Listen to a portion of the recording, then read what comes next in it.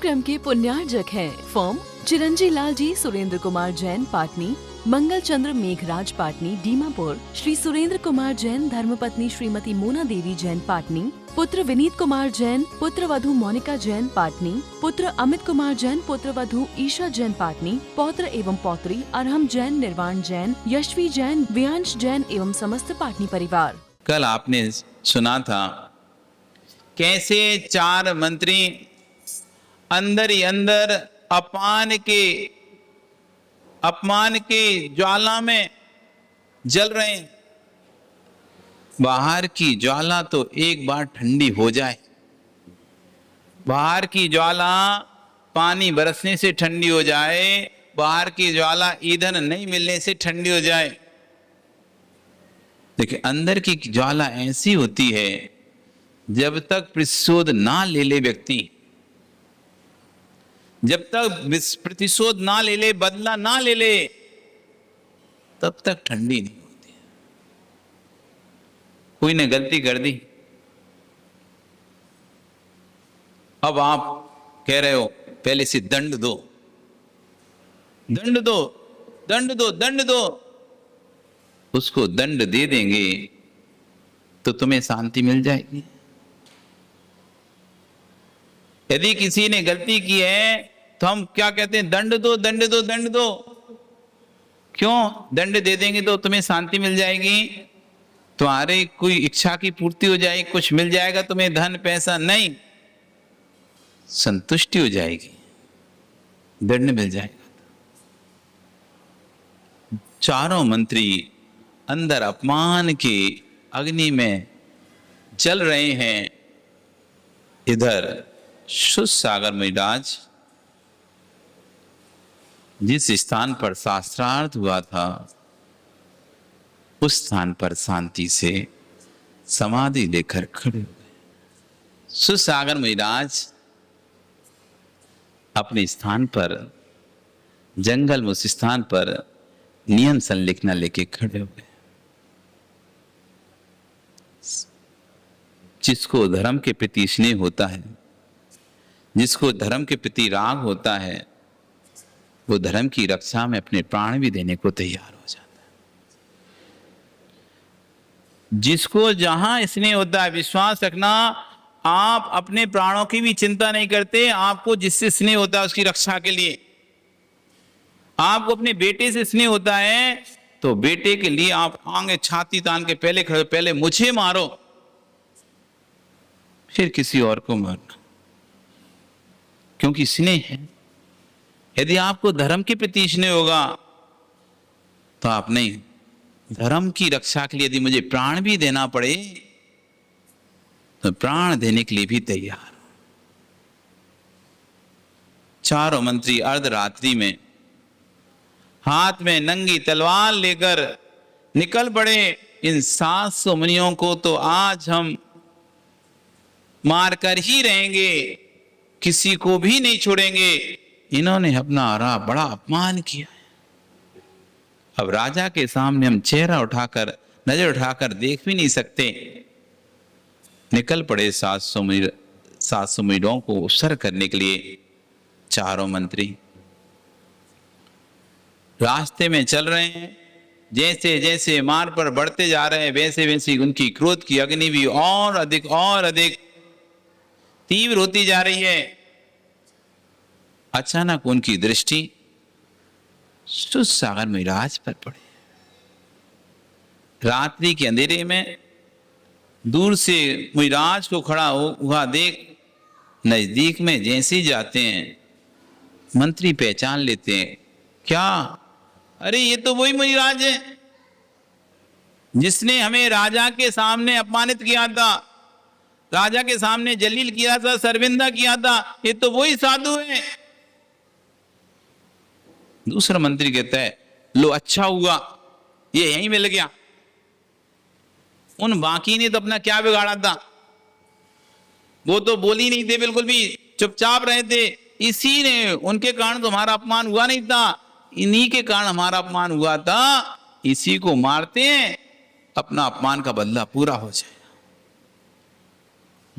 जिसने अपना नुकसान किया वो जब तक सामने नहीं आता हम उसके पूरे परिवार को नुकसान पहुंचाने की कोशिश करते हैं, उसके पूरे घर को नुकसान पहुंचाने की कोशिश करते हैं। लेकिन जब वो सामने आ जाए तो फिर अपने घर से मतलब नहीं होता। इसी से है ना बैर, उसी से लेन देन करते हैं, उसी से जो भी है मारा पीटी कूटा। घर परिवार को मारने का उद्देश्य नहीं था, उसी को मान, लेकिन जब तक वो नहीं मिलता तो व्यक्ति उसके घर के परिवार के सदस्यों को मारना प्रारंभ कर देता है। और वो मिल जाए तो फिर घर परिवार से मतलब नहीं है और उससे अपना बदला निकाल लेता है। ऐसे ही ये चारों मंत्री, इनको तो सिर्फ जैसी सुशार मिजाज मिले उनका गुस्सा तो पूरा पूरा एक जगह एकत्रित हो गया। इन्हीं मिजाज ने हमारा अपमान किया था, हम इन्हीं को ही सबक सिखाएंगे। किसने किया था? सुशार मिजाज ने ही हमारा अपमान किया था, इनको ही हम सबक सिखाते हैं। और प्रहलाद नमूची से बोलता है, उठाओ तलवार और करो बात। नमूची कहता है, मैं तो नहीं करूं। क्यों? जगत में यति हत्या सबसे बड़ी हत्या, यति हत्या सबसे बड़ी हत्या है। मैं तो अकेला इसका भागीदारी नहीं लूंगा, तुम दूसरे को बोलो, दूसरा तीसरे को, तीसरा चौथे को, सब एक दूसरे को बोल रहे कि नहीं पहले कौन वार करे, किसकी इतनी हिम्मत। देखो पापी भी पाप करने से पहले सोचता है, पापी को भी ये पता रहता है, दुष्ट से दुष्ट व्यक्ति को भी पता रहता है कि ये गलत है, गलत व्यक्ति को भी पता रहता है वो गलत कर रहा है। पहले कौन मारे? क्यों? फायदा तो चारों का है, अपमान तो मेरा अकेला थोड़ी ना हुआ, अपमान तो चारों का हुआ है, पर मैं पहले क्यों वार करूं? चारों एक दूसरे से कहते हैं, तब आखिरी निर्णय होता है, एक काम करो चारों एक साथ वार करते, चारों एक साथ प्रहार करते हैं। और चारों ने तलवार अपनी निकाली और एक साथ प्रहार करने के लिए अपने हाथ को ऊपर उठाया। और जैसे ही प्रहार करने के लिए हाथ ऊपर उठाया, वन देवता का आसन कंपायमान हो गया।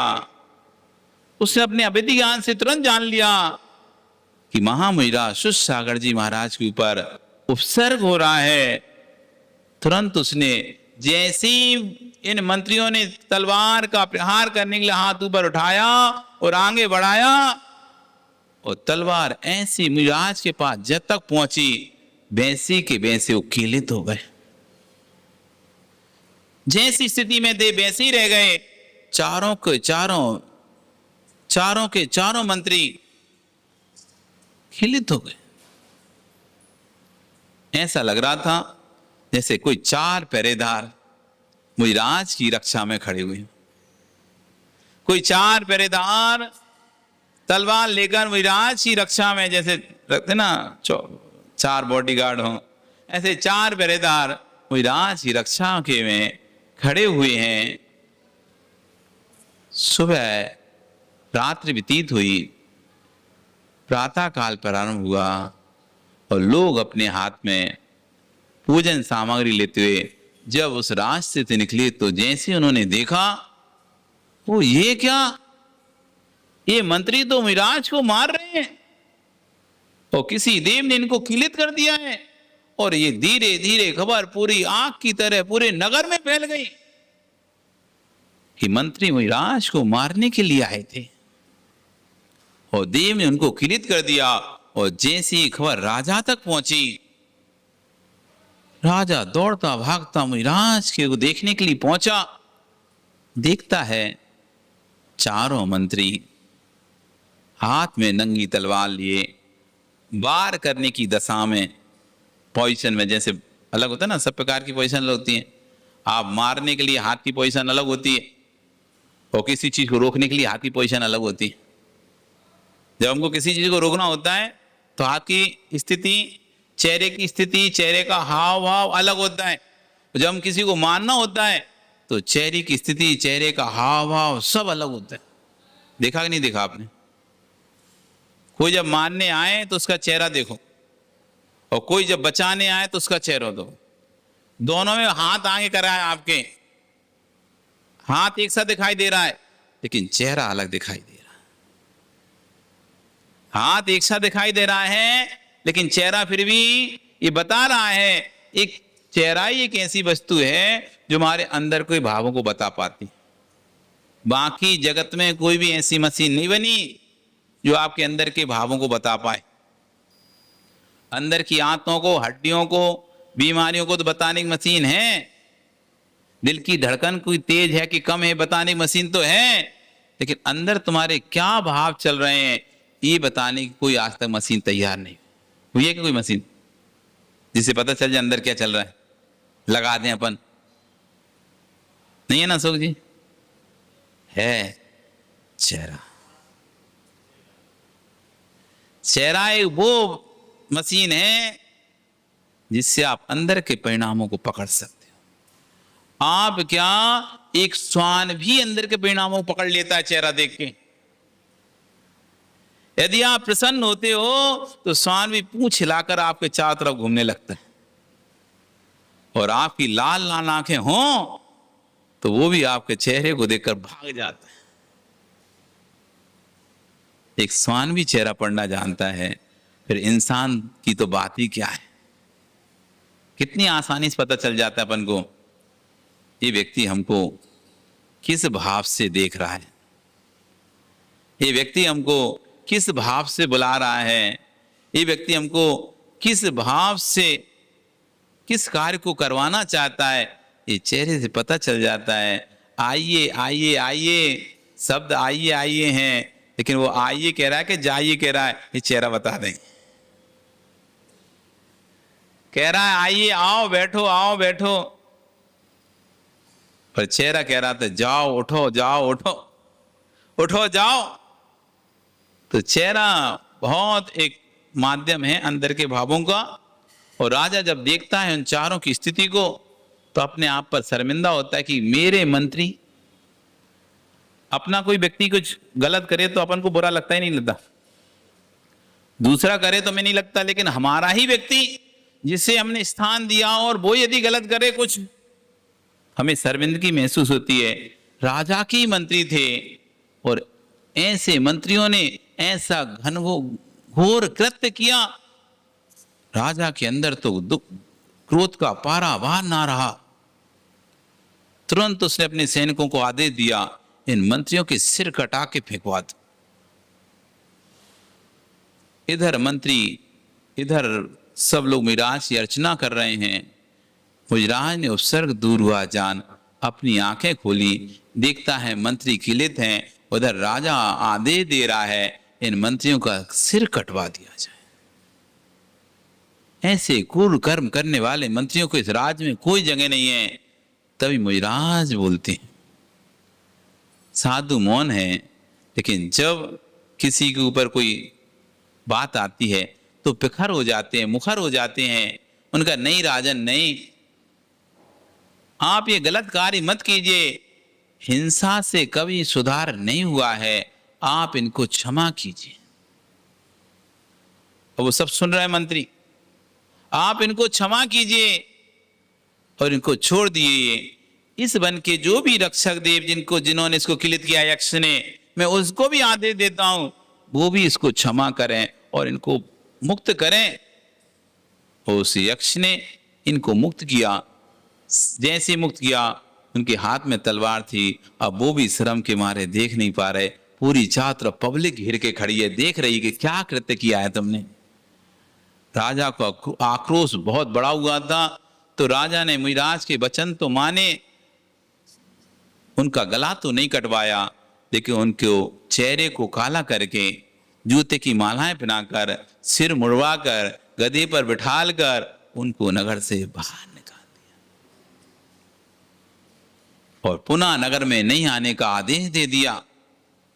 चारों मंत्री नगर से बाहर निकल गए और अपने अपमान का भोज लेते हुए नगर नगर भटकते भटकते हस्तिनापुर नगर में पहुंच गए, जहां का राजा महापद्म बड़ा धार्मिक राजा था। उसने मुजराज के प्रवचन सुनकर दीक्षा के भाव बनाए और अपने बड़े बेटे विष्णु कुमार को बुलाया और कहा कि ये राजपाट संभालो, ये संसार कीचड़ है, इसमें नहीं फंसना है, मुझे इससे निकलना है। इस दलदल में जितना भी जाऊंगा उतना और फंसूंगा, इसलिए मुझे अभी श्री गुरु के वचनों का सहारा मिला है, इसलिए मैं इस दलदल से निकलना चाहता हूं, तुम इस राजभार को संभालो। तो विष्णु कुमार जी कहते हैं, पिताजी, जो वस्तु आपके लिए दुखभूत है वो वस्तु मेरे लिए सुखभूत कैसे हो सकती है? जब आप जिसको श्रेयस्कर नहीं समझ रहे, आप जिसको आप अच्छा नहीं समझ रहे, वो वस्तु मेरे लिए अच्छी कैसे हो सकती है? जब आप इसका त्याग कर रहे हो तो मैं क्यों इसको ग्रहण करूं? यदि इतना ही अच्छा होता ये राजपाट, तो आप क्यों छोड़ते? राज समाज महाकारण, बैर बढ़ावन हारा। ये राज समाज महान पाप का कारण है, बैर को बढ़ाने वाला है, इसलिए मुझे भी ये राज्य नहीं चाहिए, मैं भी आपके साथ दीक्षा लूंगा। बहुत समझाया विष्णु कुमार को, लेकिन नहीं माने। तब पिता ने छोटे बेटे पद्म को बुलाया और उसको संपूर्ण राज्य का भार सौंपकर राज्याभिषेक कर न्याय नीति से राज्य करने के लिए मुनियों की सेवा करने का उपदेश देकर स्वयं अपने बेटे के साथ दीक्षा को प्राप्त हो गए। विष्णु कुमार मुनिराज धरणीधर पर्वत पर अपनी साधना में लीन हो गए। इधर राजा पद्म राज्य करने लगा। पड़ोसी राज्यों को जैसी पता चला कि महापद्म ने और विष्णु कुमार ने दीक्षा ले ली है, तो उन्होंने उपद्रव करना प्रारंभ कर दिया, क्योंकि महापद्म के आगे उनकी चलती नहीं थी। लेकिन राजा पद्म इतना सक्षम और शक्तिशाली नहीं था कि उन विरोधी राजाओं के उपद्रव को सहन कर सके, और वे नित्य निरंतर उनके उपद्रवों से परेशान और चिंतित रहता था। कई उपाय करने के बाद भी उनके उपद्रवों को शांत नहीं कर पा रहा था। इधर ये मंत्री घूमते घूमते हस्तिनापुर में पहुंच गए। बाहर नगर के बाहर बैठे हुए थे और लोगों की चर्चा सुन रहे थे कि यहाँ का राजा बड़ा ही धर्मात्मा है, बड़ा ही धर्म प्रिय है, लेकिन क्या करें, उसके पड़ोसी देश, पड़ोसी राज्य उसको बड़ा ही परेशान करते हैं। राजा ने तो यहां तक भी घोषणा की है, यदि कोई इन पड़ोसी राज्यों को उपद्रव को दूर कर देगा, वो जो चाहेगा हम उसे वो दे देंगे। जब ये चारों मंत्री बात सुन रहे थे लोगों के मुख से, तो राजा पद्म के दरबार में पहुंच गए।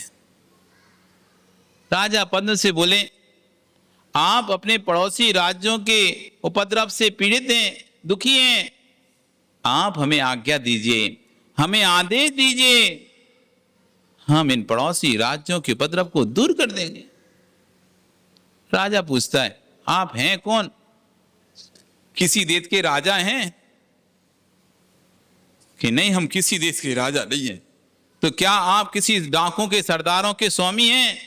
कि नहीं, हम कोई भी नहीं है, हम तो पथिक हैं, राहगीर हैं, यहाँ इस नगर में शरण के लिए आए हुए हैं, लेकिन हमने आपके दुख को सुना तो आ गए हैं। तो राजा कहता है, मैं इतनी बड़ी सेना को लेकर उनसे लड़ नहीं पा रहा, उस दुख को छुड़ा नहीं पा रहा, तुम अकेले 4 व्यक्ति क्या उस दुख को छुड़ा पाओगे? उनको कैसे शांत करोगे? इस कार्यक्रम के पुण्यार्जक थे फर्म चिरंजी लाल जी सुरेंद्र कुमार जैन पाटनी, मंगल चंद्र मेघराज पाटनी दीमापुर, श्री सुरेंद्र कुमार जैन धर्मपत्नी श्रीमती मोना देवी जैन पाटनी, पुत्र विनीत कुमार जैन, पुत्र वधु मोनिका जैन पाटनी, पुत्र अमित कुमार जैन, पुत्र वधु ईशा जैन पाटनी, पौत्र एवं पौत्री अरहम जैन, निर्वाण जैन, यशवी जैन, व्यांश जैन एवं समस्त पाटनी परिवार।